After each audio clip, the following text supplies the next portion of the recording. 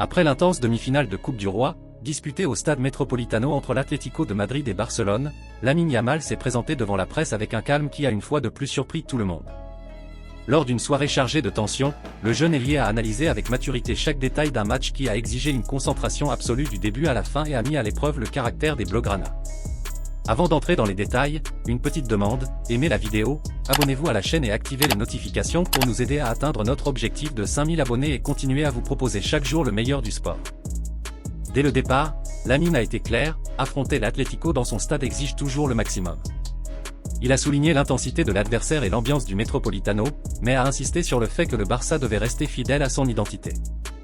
Le plan était clair, dominer la possession, dicter le rythme et presser haut pour récupérer le ballon rapidement. Cependant, il a reconnu que ce ne serait pas facile, car l'équipe rouge et blanche a fermé les espaces avec discipline et s'est montrée dangereuse en contre-attaque. L'attaquant a reconnu qu'à certains moments, l'Atlético était parvenu à contre-attaquer rapidement et à se créer des occasions franches. Dans ce contexte, il a souligné l'importance du gardien barcelonais, décisif par des interventions cruciales qui ont permis à son équipe de rester dans le match lors de moments délicats. Pour Lamine, à ce niveau, les détails font toute la différence et un arrêt peut changer le cours de la rencontre. Au-delà du match lui-même, il est également revenu sur la polémique d'avant-match concernant les adversaires rencontrés en coupe. Avec calme, il a évité de se laisser entraîner dans les provocations et a défendu le respect de toutes les équipes. Il a rappelé que le match contre le Racing avait été difficile et que seule une pression constante et une confiance absolue dans le plan de jeu leur avaient permis de progresser.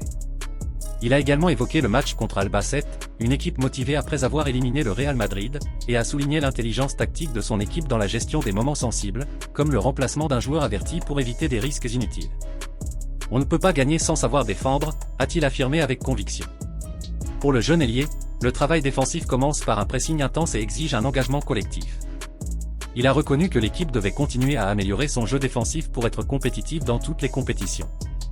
De son côté, Hans Flick a salué les efforts de l'équipe durant une période difficile de la saison, marquée par de nombreuses blessures. L'entraîneur a insisté sur l'importance de se concentrer sur chaque match l'un après l'autre et de maintenir sa concentration afin de ne pas gâcher le travail accompli. Il a qualifié la rencontre d'électrisante et a fait l'éloge de l'Atlético et de son entraîneur.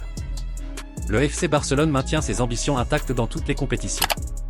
Alors que la lutte pour le titre en Liga s'intensifie et que de nouveaux défis se profilent à l'horizon, le message est clair, identité, discipline et mentalité de gagnant pour aborder la dernière ligne droite décisive de la saison.